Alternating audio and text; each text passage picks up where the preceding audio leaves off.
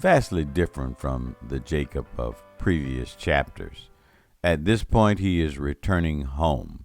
Jacob is anxious about facing his brother Esau, from whom he had deceptively taken his birthright and his father's blessings.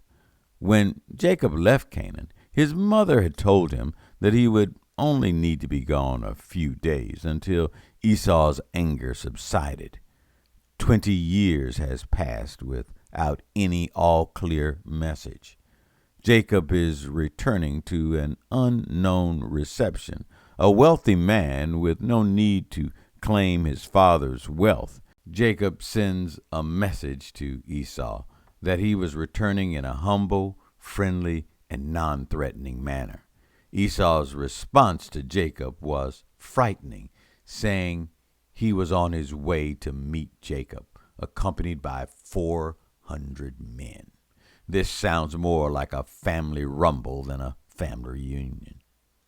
Jacob was distressed. Assuming the worst, Jacob divides his company into two divisions, strategically thinking if one group is attacked, the other has a chance to escape.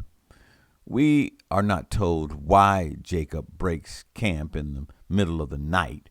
He took his wives and maids and their children and the rest of his goods across the shallow portion of the Jabbok River, a tributary of Jordan.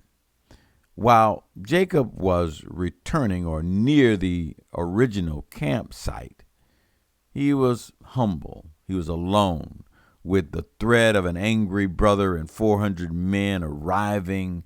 The burdens and challenges of leadership and the legacy that he was to carry on were weighing on him.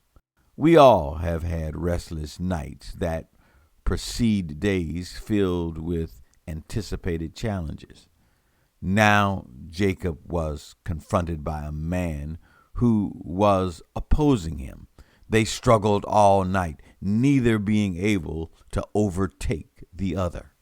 The day was breaking and there was no winner. However, the man, obviously an angel, with the mere touch of Jacob's hip socket, he injures Jacob, dislocating his hip. Jacob at this point is helpless.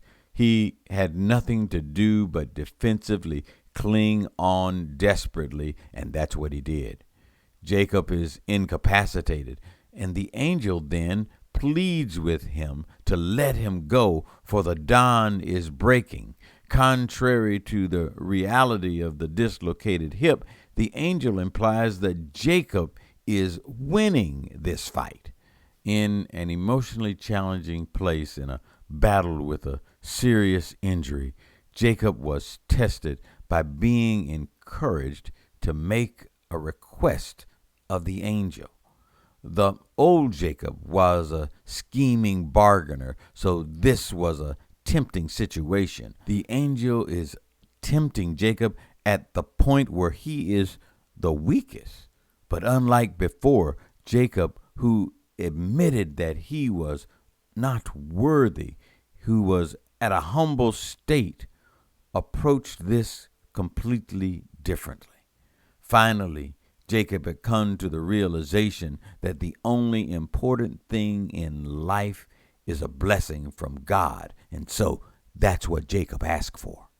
The angel's blessing was to call him Israel, symbolizing the struggle that he had overcome. Jacob, who was God's chosen heir to carry on the promise made to Abraham, had undergone a transformational change that now made him a more fitting leader to enter the promised land. Modern Christians often go through these restless nights, wrestling with issues beyond our control before we recognize that our help, our only help, comes from the Lord's blessings. It is clear that the person who blessed Jacob was an angel of Jehovah. This is explained by the later proclamation that I have seen God's face to face, and yet my life was preserved. When you consider that the 12 tribes of Israel ultimately flow from the sons of Jacob, the progenitor of Israel was indeed Jacob. This lesson is the point at which we can see a new man, not so much a trickster, but more a strategic leader. In keeping with this change, and so Israel would remember the struggle of the man who would one day be the birth of the tribes, the Jewish dietary code restricts, even today, the eating of the displaced tendon, or gid hanasha.